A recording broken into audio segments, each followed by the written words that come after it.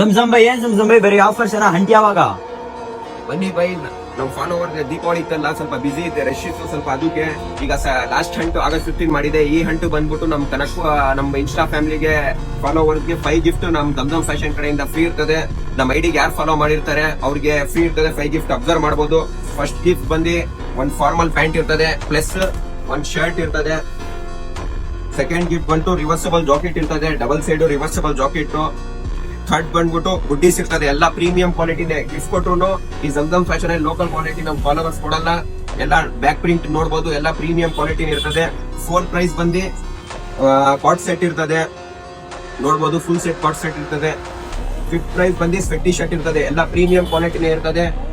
ಈಗ next hunt ಬಂದು 8ನೇ ತಾರೀಕು ಶನಿವಾರ ಇರ್ತದೆ. ಇದೇ ಕನಕಪುರ ಟೌನ್ ಅಲ್ಲಿ ಮಾಡ್ತೀನಿ. ನಮ್ ಫಾಲೋವರ್ಸ್ ನಮ್ ಐಡಿ ಫಾಲೋ ಮಾಡಿರ್ಬೇಕು.